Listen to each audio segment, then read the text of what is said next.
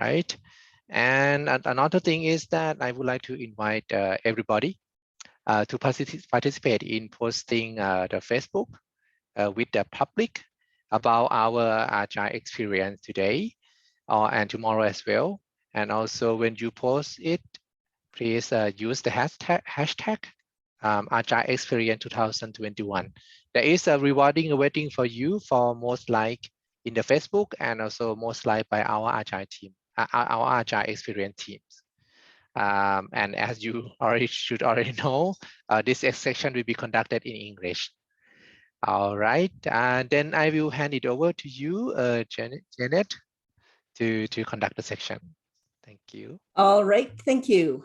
I would like to start my camera, but I can't. I get a little message saying the host has stopped it. So could you turn my camera on?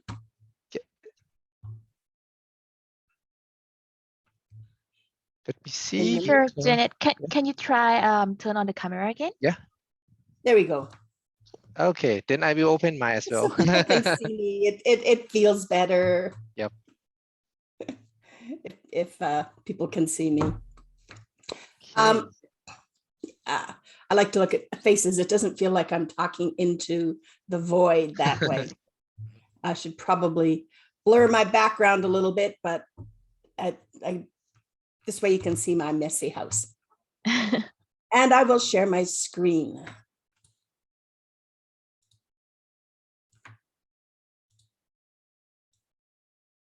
So can everybody see my screen now?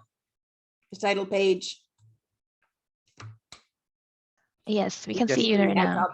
Okay, perfect. Thank you. So I hope everyone is doing really well today. I'm going to apologize for my voice because it is 5:30 a.m. my time. So I still have morning voice and sometimes it makes weird cracking noises. So today I'm talking about Agile testing in the enterprise being large organizations, maybe large distributed global organizations. And so let's talk a little bit about, before we start, I want to tell you a little bit about me, just so that you understand where I'm coming from. I started off as a programmer.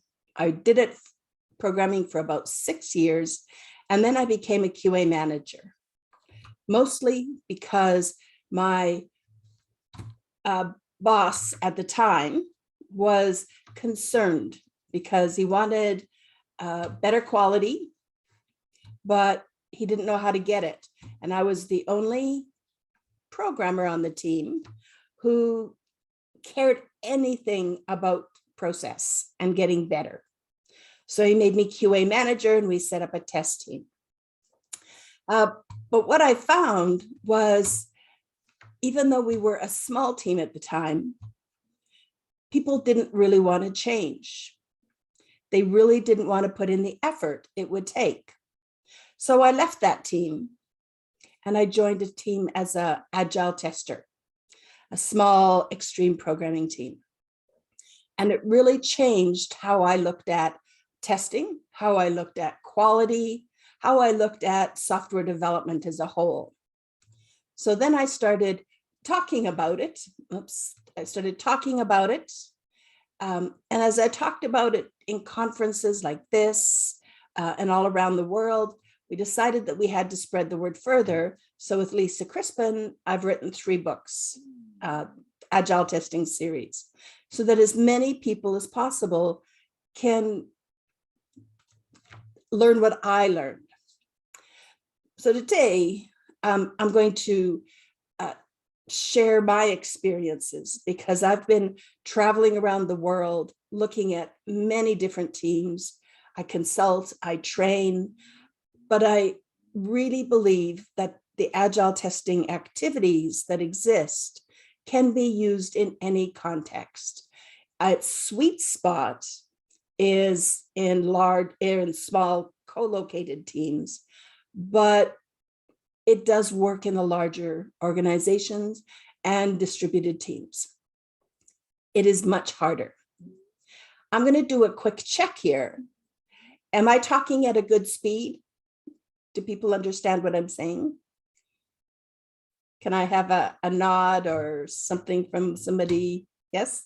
Okay, thank you. For me, it's okay, but for the everybody else, is it okay? So, yeah, I see in the chat, everybody say, okay, yep. Okay, thank you. I had feedback once. I did a 3-day course, and at the end of the 3-day course, somebody said to me, Janet, you're speaking too quickly. I didn't understand most of what you said. That feedback was too late. So I've started checking early to make sure that the pace is okay.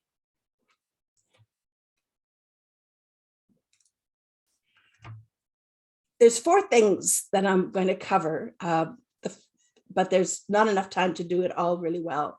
So the challenges I'll talk about very quickly, but I'll spend most of my time on the second and third points, planning for testing and key testing practices. And the 4th one is kind of a wrap up. The sharing is caring. There's a lot of challenges that large organizations face. And I'm going to guess that a few of you today, a very few, because most of you will be working in a large organization, much larger than 5,000 people. Some of you will be working with teams that have time zones that are much bigger than 7 hours. For example, I don't even know how many time zones it is between Bangkok and here. I should know, but I don't. I always have to look it up. Sometimes you work with more than 3 remote teams, or even if you're in the same time zone, you're working in different cities. And right now, most of us are working from home. The difference between giving a presentation in remotely versus in person is that I can't just ask you a question and have you raise your hands. Normally I'd say, so how many people are working in the office, and do we actually, or are you still working from home in Thailand? So I'm going to make some assumptions. Now, enterprise, I called it testing in the enterprise. Enterprise is probably a bad word for describing large organization. It probably stems from the ERP solution applications, the enterprise resource planning applications that large organizations use, like SAP. There's many of them. They're enterprise solutions for large organizations. The distributed teams I'm going to be talking about are teams that cross countries, cities, continents, right? We're all over the world, and we need to learn to work with each other. Large organizations tend to have controls in place to help with consistency. There's a reason for it. They develop over the years as a company grows, tries to cover specific problems. Many organizations are reluctant to change or drop those controls because it has worked for them in the past. So one example might be enforcement of quality models, such as CMMI. Management has learned over the years to make decisions based on certain reports. And on Agile teams, those reports are hard to do. So it's up to the teams, I think, to work with management to say, this doesn't work for us. It's too much effort to make these kinds of reports. Is there an alternative instead? Can we think of a different way of reporting that matches the way we work? My words don't work so well so early in the morning either. Haven't had my coffee yet. All right. So a lot of times also organizations believe that buying instead of building is the right way to go. And sometimes it is, but it also means working with third parties who may or may not have the same levels of quality. And that can be a huge challenge. And of course, when we have large organizations, we have large ERP systems, which may or may not work well for you. In my experience, I've worked with a few really large companies, and sometimes I want to put when I send in an invoice, I want to add 10% extra because I have to work with their system, which is not friendly to me. I have to go through hoops, I jump through hoops, I have to try to do a lot of extra things. And so we have to work within those boundaries, and it's a challenge. There's also many testing specific issues that get in our way. I'm sure some of you have experienced some of these before. They all exist on small teams, but when you get into large organizations, they just get bigger and bigger. So it's harder and harder. For example, outsourcing. You might be on an outsourced team, the team that is, outsourced as such, but you also might be working with an outsourced team. What I find is that they often have different goals. And so a lot of cultural issues might come into play, and communication is harder. It's harder to identify risks in distributed teams. It's harder to find out who we should talk to in global teams, in distributed teams. And there are so many more dependencies as soon as we start working and we're thinking about who should test what.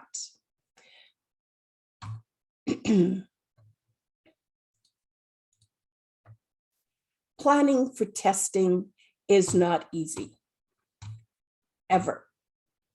But I find that visual models help me. This particular model is one I've been working on lately, and I'm calling it holistic testing. So how can we think about testing holistically as we go through, say, this loop? I've put a link to my blog post on this at the end, so you can go read my blog post and read a lot more about it. But I encourage people to find any kind of a model that will help them think about all the types of tests that need to be done. You want to visualize what testing you need in the beginning so that you can think about the dependencies, you can think about who's going to test what and how to test it. So I won't spend a lot of time on this. It's a completely different talk that I do. Testing is a team problem. So we have a feature. Feature is some business capability that the customer can actually use. They can get value from it, but it's part of a bigger system. So we need to think about that feature when we have multiple teams. How are the stories being divided up? Is one feature team doing it all? Or, as I find, a lot of the features cross many teams. So we have to think about which team is responsible for testing the whole feature end to end and not only their part. And then whose job is it to slice the stories so that the stories are testable? It becomes more difficult. These are challenges. Now, planning across teams is very critical. So if you have release planning, that blue stripe down the left-hand side, right? We think about what is this feature, for example, and who's going to be working on which piece of it. We want to think about dependencies when we're doing this release planning. Is team B dependent on something that team A does? Does everybody understand that this part of that feature is the most important thing and we need to work on this in order? So I encourage teams to try to visualize somehow to show the dependencies so that we know that if a piece that team A is working on can be delivered to team B in time. So each team is responsible for delivering their piece. But when they have dependencies on each other, you have to plan for it. One easy example is sometimes there's a core platform team that works with libraries that several applications need to work to use. So those things should be done first. So you do your release planning, really think about how you're going to test the whole thing. I mean, each team should test their own stuff, but then how are you going to test it all together? Have that before you start. A couple of tools that I use are things like testing mind maps or a release test matrix. And I'll talk about them here in a minute. Well, actually right now. So mind maps, I use them for lots of different things. I use mind maps for talking about feature, what is in a feature, but you can also use them to think about what is testing. What testing do we have to do? In large teams, you might have to go one step further. You need to be thinking about how it's going to affect other teams. So think about how you're going to coordinate. Is there a way to indicate that maybe, team A is responsible for testing all the features or all the pieces in blue. Maybe team B is testing all of the, yellow ones. Think about different ways to highlight what the dependencies are. How are you going to know that the whole thing is tested and within the system? A feature test matrix that I've used is something like this. Across the top is the test ideas, test types, test conditions, whatever word works for you, but the kinds of things I want to test. So examples like data integrity, look and feel, which is usability. Maybe I have calculations. So that's across the top. Down the left is actual features. So I want to think about what pieces I need to test for each feature. So the next thing I do is gray out the ones that are not applicable. So for example, calculate shipping charges. Right? If I go across here, I see that the usability, the look and feel is grayed out. The iPad device is grayed out. Don't need to worry about it on there. And the iPhone, I don't have to worry about testing on that. So I can forget about it. The colors I use to show progress. And sometimes I use it, but sometimes I just put it on the wall as a reminder.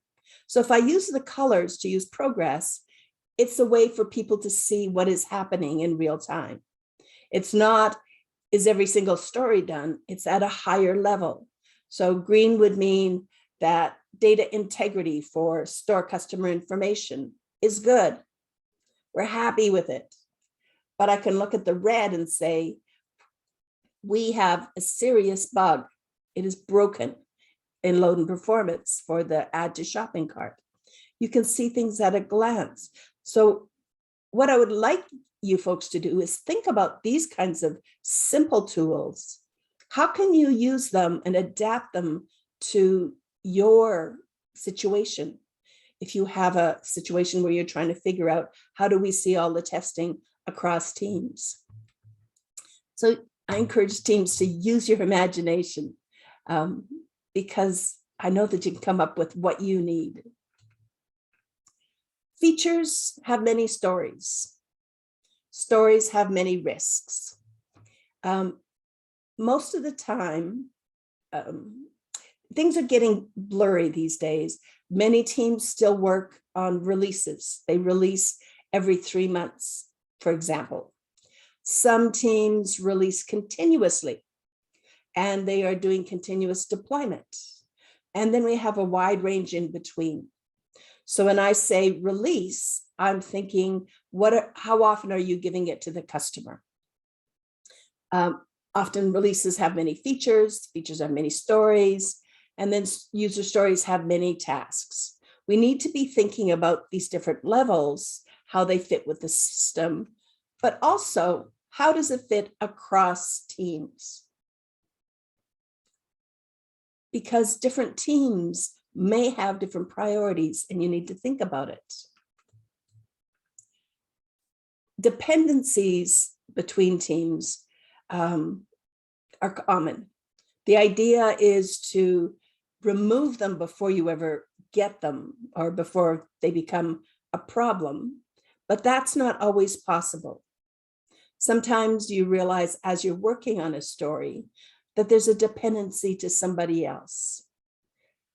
I encourage teams to use, to be brave and say, hey, we have a dependency on team B, and then phone them up, DM them, get your Scrum Master, if you have Scrum Masters, to talk to them. Try to solve the issue there. Can we do something so that we can continue testing instead of just putting it at a block? Could we mark out what we need for now? Something that you can do. And you may have to add another story to say, remember to test this when the real stuff is done. But you want to think about that. Now, dependencies, I talk about them a lot. So a few years ago, my daughter was in a company, and it's a large organization, lovely ERP system. And they hired a consulting firm to come in to do their testing on this new part of the system that they were putting in. The consulting company decided not to do a full user acceptance testing because they had a different goal. They were getting a bonus based on did they finish in time. But just before they were supposed to go live, my daughter decided to, always listening to her tester mom, what can I say? She decided that she wanted to do a quick user acceptance testing. So she put together her team of business analysts to run through an end-to-end. And what they found was that when they created an invoice at the very beginning, when it trickled down through the whole thing, it was not read properly by the, I don't know, whatever system they didn't have. It might have been inventory system. There was a mismatch. They didn't connect. How this system was reading the invoice number was not how this system was doing it. So we cannot we cannot make shortcuts. We really need to think about those dependencies and deal with them and do all we can to mitigate that kind of thing. Better to find it in UAT than in production, for example. This is a scary slide. It feels like it's because it's so full. So I've got these 4 different teams. We have release planning across teams. And then I have integrated potentially shippable product at the end of an iteration. Ideally, these 4 teams, if they're all working on the same product, should be integrating daily. That's ideal. But often I see them not. So at the very least, you want to be integrating at the end of every iteration, every sprint, making sure that you have a solid shippable product if you want it. This, and every team is responsible for their stuff, but they have to work together to integrate it. I have this other group down at the bottom, and they have a different purpose. In large organizations, I find that economies of scale, I don't know if you know that term, but a lot of teams, it doesn't make sense for them to test every small thing. For example, reliability testing or testing every browser or every OS. So sometimes these large organizations have a test lab, something that might hold 50 devices, all the different Androids you could possibly have. Individual teams don't have that power. So I call it the economies of scale because this team down here at some point needs to get integrated products to be able to test as early as they possibly can. All of these different kinds of post-development testing, I call it, but it might be testing all the devices or browsers, lots of different things. There's also a problem about how they report defects, bugs. Do they guess which team it belongs to? So they go, yeah, I think it's team C.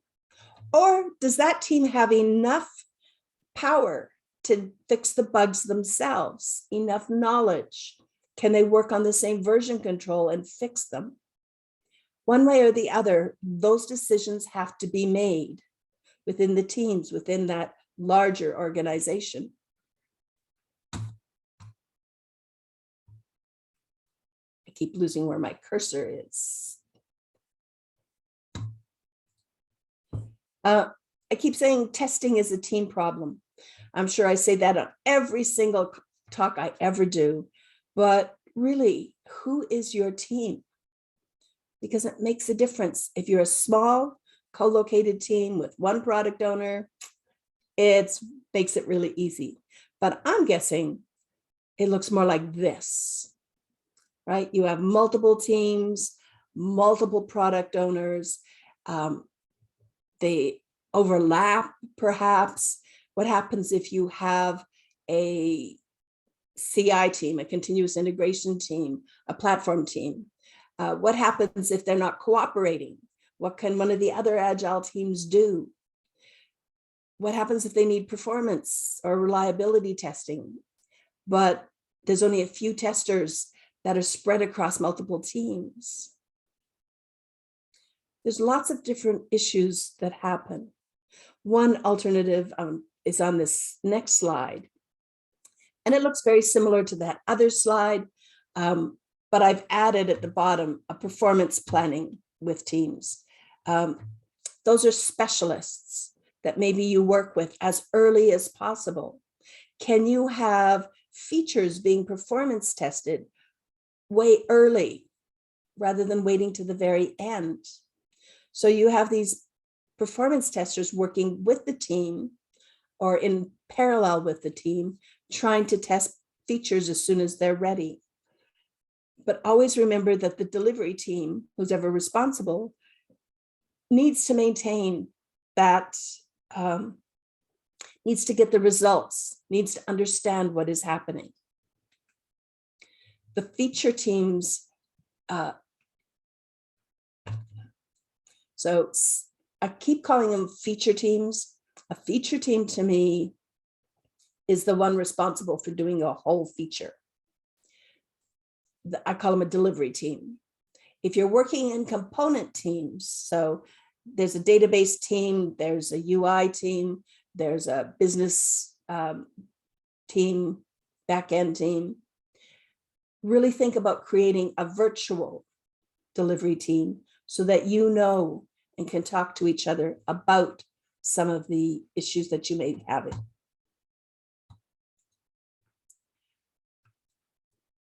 You do need an overriding test strategy, but you do not have to plan it all up front. The earlier you think about things, you can have practice in place to deal with them when they do come up. In large organizations, you have to have some kind of consistency. Doesn't mean you have to have really hard things that the whole organization is using this test tool, but you need to be thinking about different pieces of it. It's about communication, shared understanding, thinking about time zone differences. So thinking, for example, test environments, if they're not supported or available for everyone at all times, then you waste a lot of time. I was listening to a story a while ago about a team in India. They were working with a team in the US, but they could not access their test environment. They had no control over their test environment. So when it was down, they had to wait their night, I guess, to have somebody come in to reboot. That's not practical. It doesn't make sense. We have wasted time, wasted people, wasted hours. So you need to think about how you're going to cooperate. You need to have that reliability. So, but enough about planning, right? Let's talk about testing practices. This is a picture from when Lisa, my co-author, and I were writing our second book. We wanted to figure out how to get early feedback. So we started off with a mind map. Mind maps are one of my favorite ways to work. And we gave it out and got early feedback. So we made it visible. You can see we've cut, we've pasted, we've glued, we've done all kinds of things. We decided it had to be in different orders. Testing can help create visibility and shared understanding, but only if we share that information and make it visible. There's a lot of different basic practices. Thinking about testability, for example, is your architecture even support automation? Could we fix it? A lot of organizations are subject to regulatory rules. Consider the simplest things that could possibly work. What are the absolute necessary artifacts? Is there a way our process can automate some of this so that we don't have to make lots of documentation? Is it easier to look up online? And again, working with those third parties. I've given some examples how they can be harder to work with. So create those small feedback loops. How can we get the smallest feedback loop we possibly can? Those feedback loops will help us with those dependencies.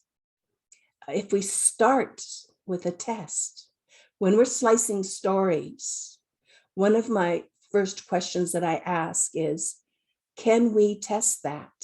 How are we going to test that? I want people to think about it because that's going to help us. So if we have a story that crosses, or a feature or something that crosses multiple teams, talk about how are we going to test that? Which team is going to test what? Who's going to test the whole end to end? It's about creating that shared understanding, questioning. So in that holistic testing loop I showed you earlier, on the left-hand side, it's about talking about testing early, and it's about preventing defects. The left side of the loop is about getting a shared understanding. How are we going to address it? So you want to question to remove assumptions. You want to test early.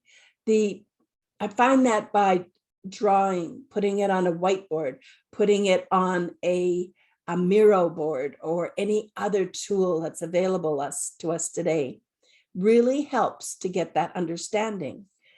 I also find when I'm working with people remotely, so if I'm having a meeting and if nobody's taking notes, I take notes for myself, even if it's a one-on-one meeting. I take notes and I will put it back in an email or on our Slack group or some other way to say, this is my understanding. Is this what everybody else understood? You would be surprised how many people walk away from meetings with different understandings, especially when you have different cultures. So I know you folks are in Thailand, and I really wish I could be there with you. It's one of my favorite countries. We have visited often.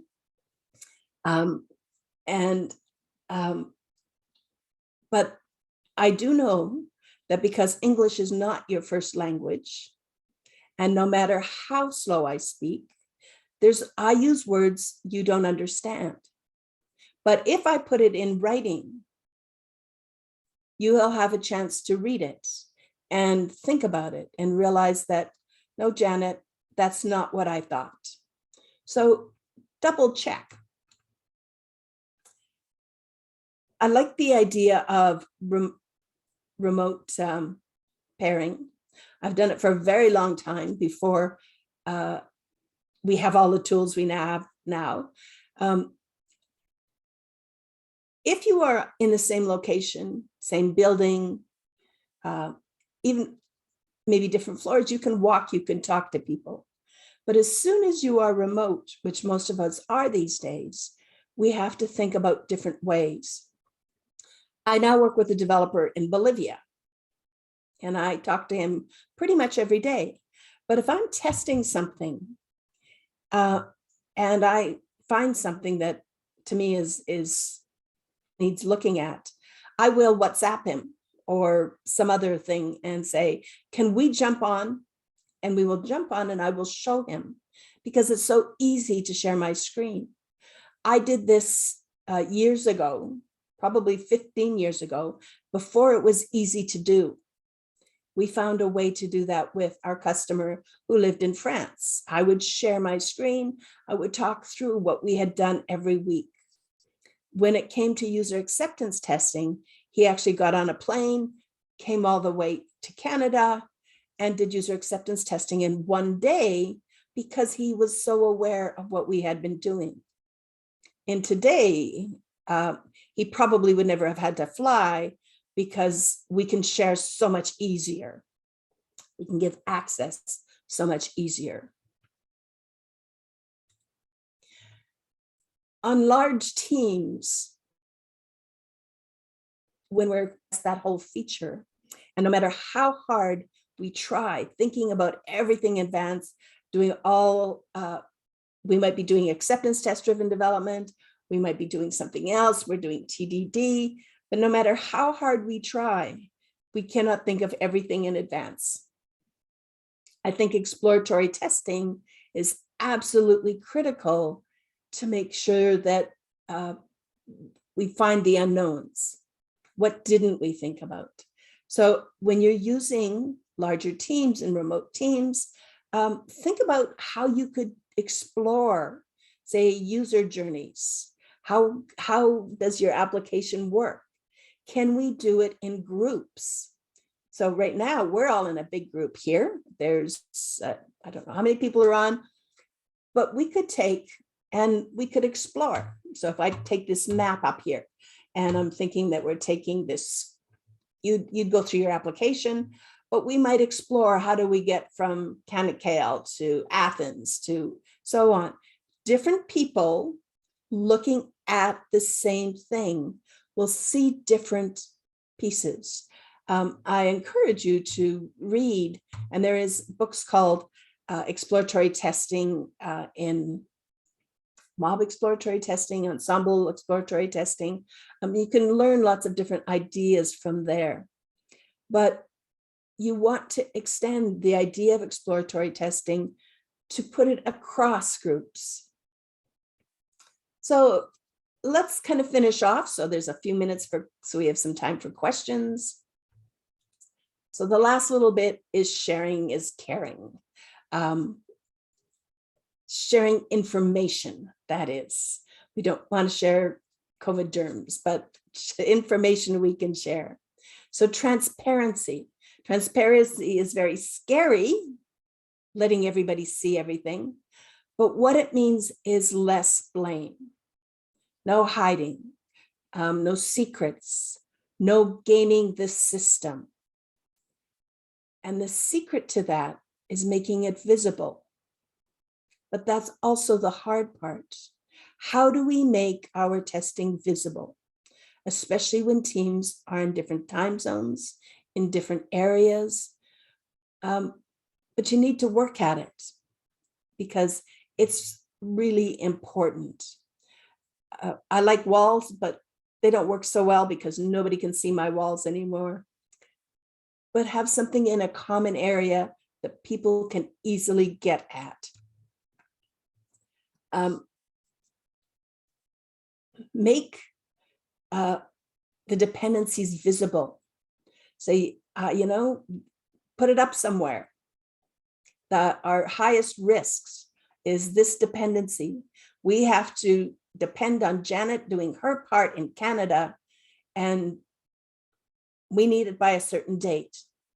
How are you going to make that visible, right? If I'm in a small co-located team, I just put it on a whiteboard. But maybe you have a different common area that people get every morning. In my email, I have it show, I have a file folder that says action required. That's what my email starts with every morning so that I can remember what I have to do. So what would be the same thing that you could use in your company to make sure that everybody is aware of the dependencies? A couple of friends of mine years ago, Calgary got a new airport, a new international wing. And these two friends of mine are excellent testers, consultants, and they were called in to try to fix the testing because all of the pieces weren't working together on this new airport. There's luggage system, there's, all of the signs everywhere. There's different airlines that are all working together. And they had 6 months to get it working. What they found was not that it was a testing problem, because each little piece was testing their own stuff and each piece was working really well. What they didn't have was the communication to get it to test together. So what they did was put a very visible chart about what the dependencies were, who was depending on what needed to be done. And they got people talking. Short story, the airport opened on time. They de-scoped a whole lot of things, the things that were not really important, like maybe pretty signs that said, here's all the flights. Maybe those could wait because the real ones were working in the very front. So they ended up de-scoping a lot of things, but it opened on time. The problem was they were not talking and could not see.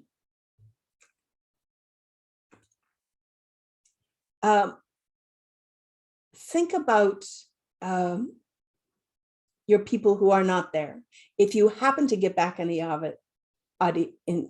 ever get back in person, don't forget the people that might be staying remote, or I call them extended families, maybe the performance people. What can you do to make sure that they are included and can see what you see? In this picture, somebody turned their laptop around so that the people who were remote could also see the whiteboard. It can be as simple as that. So we want to be thinking, how can we get everybody involved? So in summary, use things like communities of practice to learn new techniques about testing, to think about, hey, what could we read? Where could we go? Can I ask Janet more questions? And yes, please do. But use community of practices to help share information, but use that teams as a whole to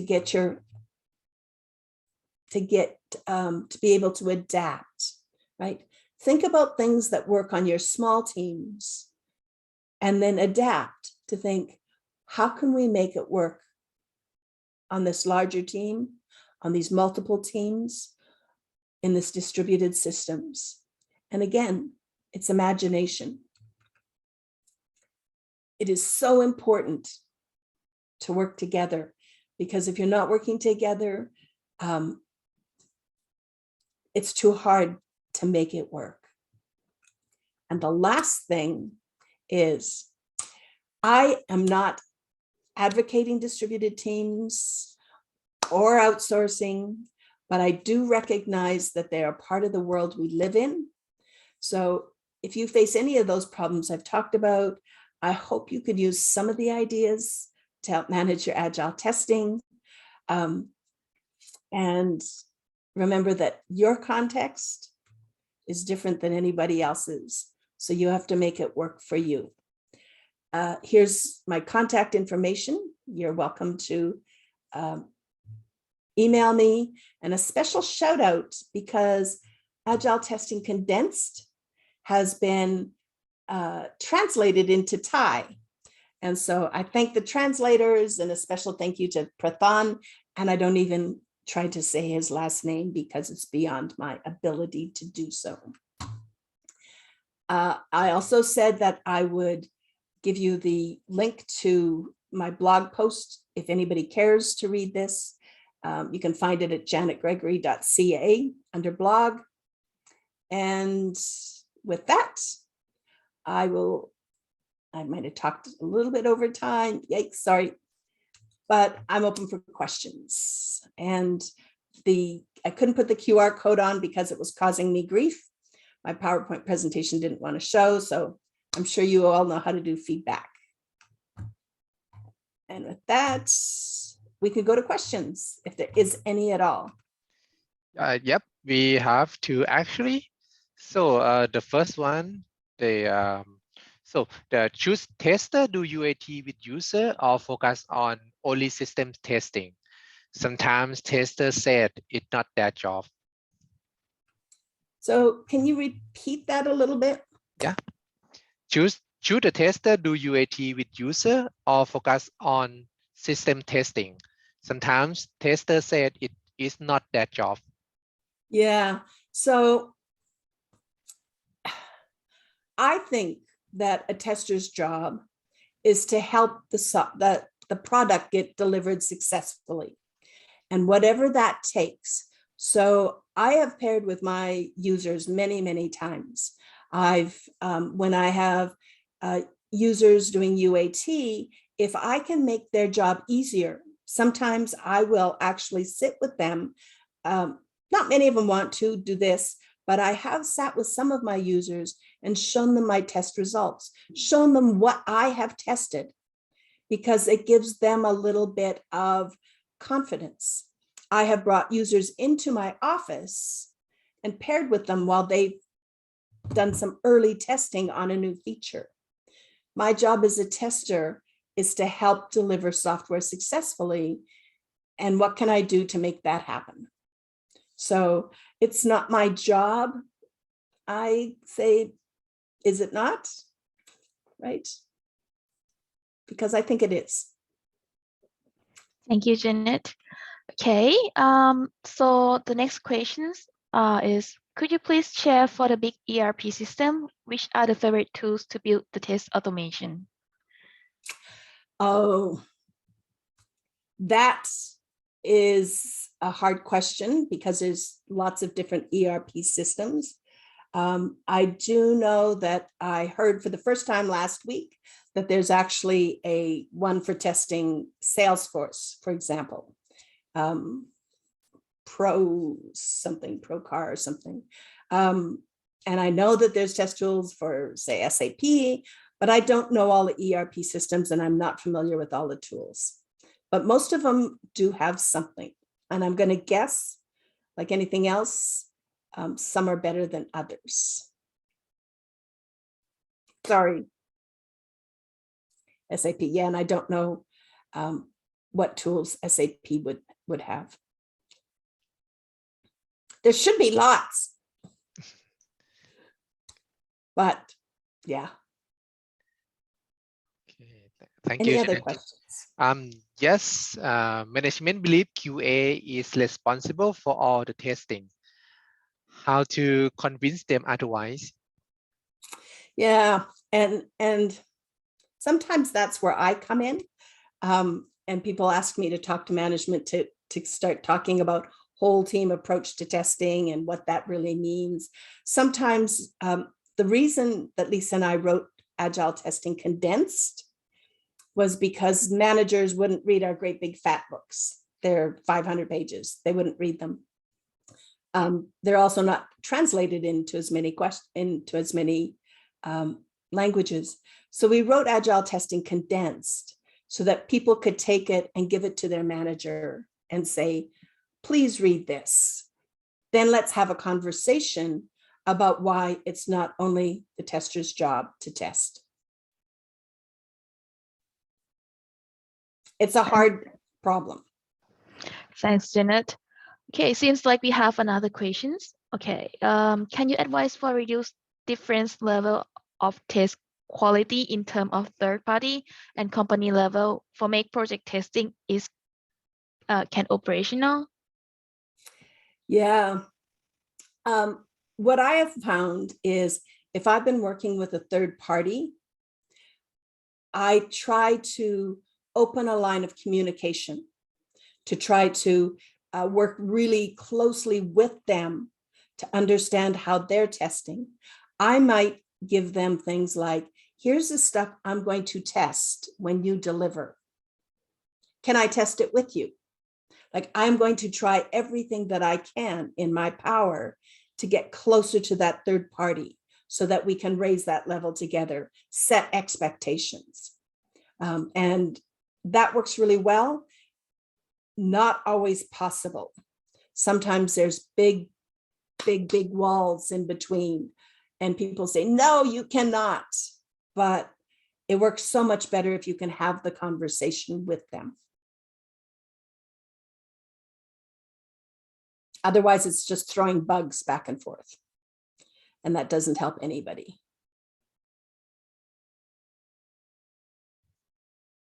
Okay, thank you, Janet, for your answer. Yep. So the attendee also say thank you as well. I hope that this all has been answered, that all of your question. But unfortunately, the time is also up as well for this section. I love to talk more and have more questions as well, but the time is up. So then Thank you very much.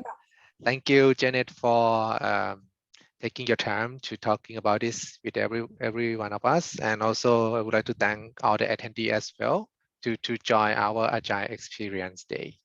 So please don't forget to provide your feedback in the link that we already provide you. And tomorrow, please also have more section to come. So if you are interested, please, you are welcome to join as well.